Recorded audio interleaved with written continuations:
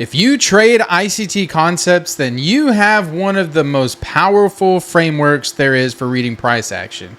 But what most ICT traders don't realize is knowing ICT concepts and passing a prop firm evaluation are two completely separate different things. And today, I'm going to show you exactly how to bridge that gap. ICT concepts are built around institutional order flow, fair value gaps, order blocks, liquidity sweeps, drawn liquidity. It's a framework meant to teach you to see the market, how smart money sees the market. But I still see so many ICT traders failing prop firm evaluations all the time. Traders understand the concepts. I see them trading and they're like, they know how to read the market. They know where price is probably going, but they're failing. So why are they failing? The reason why they're failing is because prop firm evaluations are not a test to see if you can read the market. They're testing your ability to manage risk consistently. I've hit on this in videos in the past where that's why you have, a $3,000 profit goal with a $2,000 drawdown. I mean, that's why it's built that way. So those are two completely different skills. Have you seen that, almost every single day I hit on exactly where price is going, but I failed that day. I took a loss. So you can have the perfect ICT knowledge and still blow an evaluation. It happens over and over and over all the time. And that's the gap that we're going to be closing today. So here's the good news. ICT concepts actually give you a real edge in the market. They actually help you with Apex or any prop firm evaluations that you're trading and the funded accounts. The reason why is because it's very structured. Typically when you enter a trade on using ICT concepts, you're entering at a very specific area, very specific point, whether that is a fair value gap, it's an order block. And what you're doing is you're normally entering in based on the market structure, and you have a very well-defined stop, right? So you have a stop that you have to put basically you have to put your stop there, because if the market is going to be correct, it should not take that stop out based on the structure, right? And that on the flip side, that means you're going to have well-defined profit targets. You're not going to just enter a trade and expect it to go on forever, because it doesn't happen that way, right? So sometimes it'll go on big runs. Sometimes you'll have a runner. Sometimes you leave a contract out there to run and see how it goes. But you're typically going to have well-defined profit targets where you take your profit. The market did what it was supposed to do. The structure, it happened in this specific session, and boom, you're done. You're out for the day. So let me break down the specific ICT concepts that are most valuable for prop firm evaluations. Number one, that's going to be the draw on liquidity. Before you place a trade, every single session, you need to identify where's the draw on liquidity. Are there relative equal highs anywhere? Relative equal lows, buy side liquidity, sell side liquidity, any higher time frame imbalances? These are all areas where price is going to be drawn to. And the biggest reason why you need to identify that and know where price is drawn to is that way you're not fighting against the market. That means you're trading with the institutional order flow. And a lot of people, what they do is, you hear the term, the trend is your friend, right? Or, man, I went against the trend today and it didn't work out. Well, knowing where the draw on liquidity actually eliminates that completely. You don't have to worry about the trend. You just have to know where price is likely to draw to. So it basically eliminates most mistakes. Number two, fair value gaps. Fair value gaps are inefficiencies created by aggressive institutional movement. All right. So price naturally tends to return to these gaps. So if it creates this fair value gap, price usually will return to it and try to rebalance that fair value gap before continuing where it should be going, or where that draw on liquidity is, right? So The reason why this is good is because it gives you a precise area to enter on, right? So if you have a drawn liquidity above the marketplace up here and you're below that drawn liquidity and it's headed in that direction, it creates that fair value gap. Typically, it's going to return to that fair value gap, pull back to it before heading up. So if you have a defined entry at that fair value gap, now you can get in, you're not guessing, and then you can continue going to that draw liquidity. As long as you have the correct draw liquidity, you can enter into that fair value gap, put your stop in the right place, and now it's not a guess anymore. You have a well-defined entry. Number 3, that's an order block. All right, order blocks are the last opposing candle before a significant move. So if you have an order block and then it heads in that same direction as your drawn liquidity, that's a well-defined move. That's you trading with institutional order flow. And if it returns to that order block, that's those institutions defending their position at that level. It technically becomes support. That's true support. And if that's a good order block, that's where you can enter in a trade. Again, put your stop in a well-defined place. You have a well-defined entry and let it go. And usually there's a lot of times you can actually have an entry where it is an order block combined with the fair value gap. And now you're stacking your odds in your favor of the market continuing in the direction you need it to go. Look at it this way. If you have a fair value gap or an order block or both, you enter in and price is going long to where your drawn liquidity is, right? And let's say it comes back against you. It has to, those are real areas of support. It has to completely go through that to invalidate your trade. And if that happens, why would you want to stay in? So when you have a well-defined entry area like this with reasoning why, then you can feel good about it. And if it loses, you just have to know, oh man, it just didn't work out. It's nothing I did. That's either the market just did not want to go higher, or, that's mainly the biggest reason. And you can accept your losses a lot easier that way. Number 4, market structure. ICT teaches you to read the market through a break of structure, a change in the character. And basically what this does is it tells you when the market's reversing, okay? So keep it simple. Again, if that same example, if you have a drawn liquidity above the marketplace, right? And then the market is heading down, it's going short, right? And then you have a market structure shift, which is a break of structure, change of character, whatever you may call it, right? Once you identify that, that's going to signal, hey, it's actually completely shifted in the same direction that my drawn liquidity is. That's when you're looking to enter a trade in one of those other ways that I mentioned already. But what this does is it allows you to trade in the same direction as the institutional order flow, just like I mentioned in these other, with these other pieces here. That way you're not fighting against, any struggling high resistance market trends. So it makes it much, much easier. All right, so here's what most ICT traders miss, okay? They fall apart in evaluations because ICT teaches you the knowledge. They identify the market structure, the drawn liquidity, the entry points, where to put your stops, so you get all this knowledge of execution, how to trade, how to read.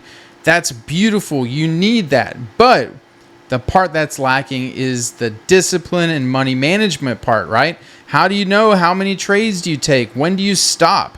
That's key, especially when you're trading in these valuations, because, even a live account, right? Like, you got to know when to stop for sure. So my rule is I'm trading a session, right? I'm trading a session, whatever session you're trading, the morning session, afternoon, pre-market, London, whatever it is, you have that identified session. Typically, you're looking for a very specific move just in that session, okay? Let's say this window is an hour and a half, 2 hours, whatever it is for that session, right? And I have, again, same example, drawn liquidity above the marketplace. That's where I believe the market's going.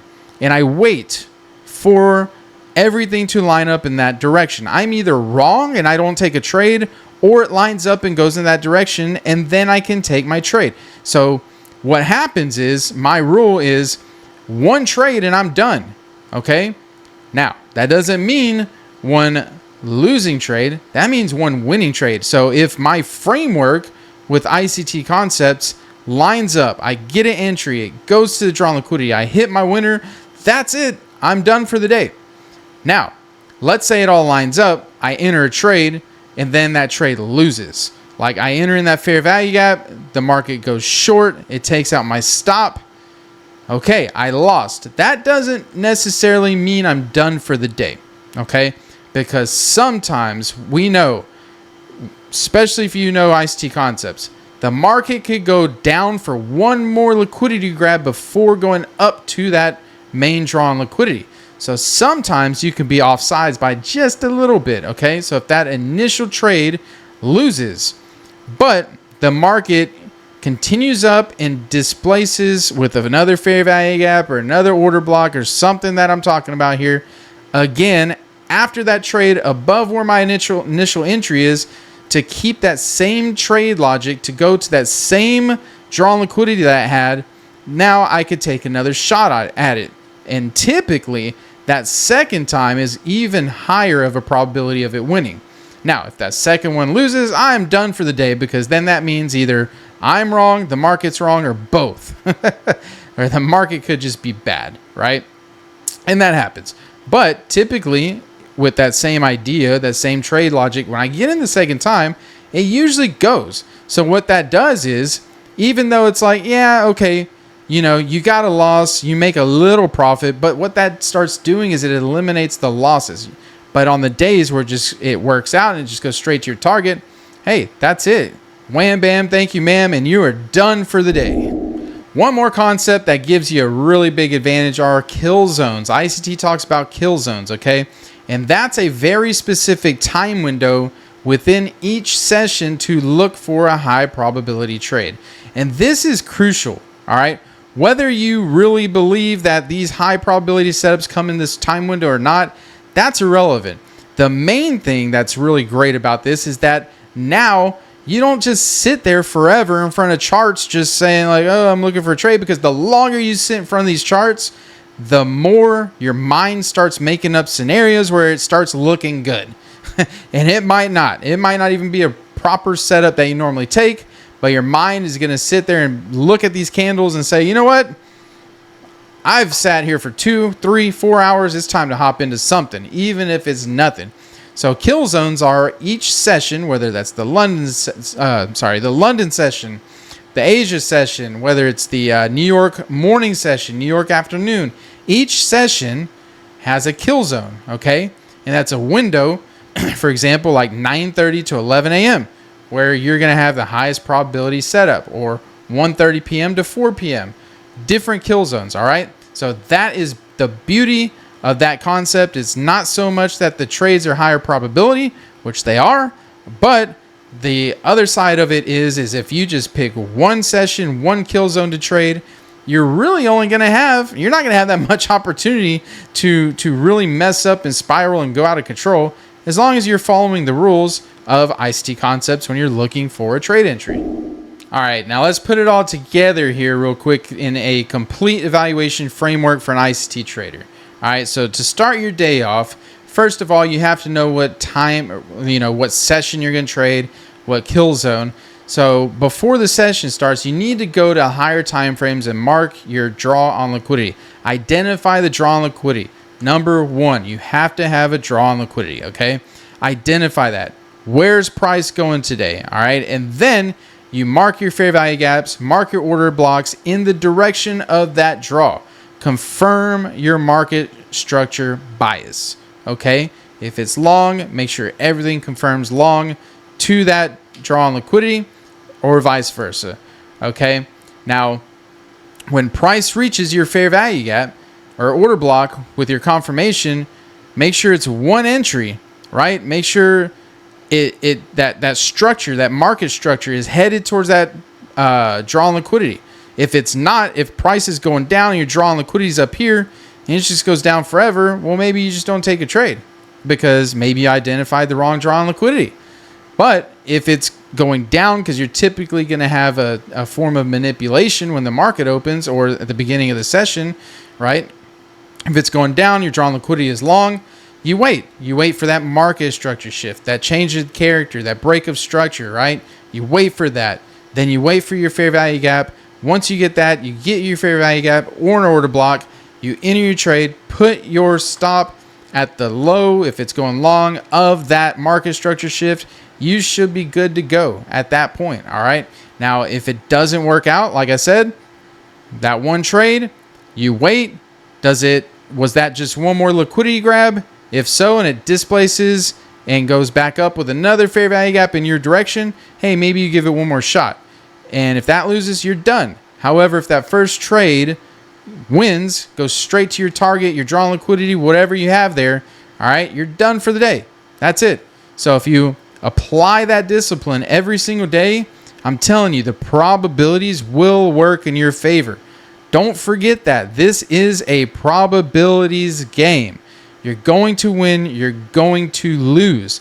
The key is, you want to balance out how much you win and how much you lose. Also, with how much your risk reward is, right? The higher the risk reward, the lower the win rate you're able to have. Remember, the biggest thing you got to remember, if you have a win rate of 60%, you're going to lose 40% of the time. You don't know when that streak is going to happen, right? That 40%, if you're talking about 100 trades, that's 40 trades. You might lose 10 in a row. You don't know this series. You just have to stay the course. That's the only way you can win in trading, is if you stay the course, right? And you make the probabilities work in your favor. Plain and simple. That is it. So if you're ready to put this into motion and get going and you want to grab an Apex evaluation account, I recommend for most ICT traders, definitely get the end of day account. All right. Get the 50K. If you can, get the 150K. Those are the ones I like the best because you have the best drawdown available. Okay. Now I understand they are a little bit harder to pass. You have to make more money. So if you need to, just go with the 50K. All right. End of day account. Don't forget Apex has the buy 5 for the price of 4. So you can always do that. And I definitely appreciate you using code WIN, W-I-N, if you're going to buy any Apex evaluations. All the links are in the description below. If you need the prop firm guide, I have a free prop firm trading guide. Go ahead and hit that link below there. I have a newsletter I send out every week. That's also in the description. And if this video helped you at all, please make sure you subscribe, hit that like button, comment, and I will see you on the next one. And as always, trade well, everybody. Take care.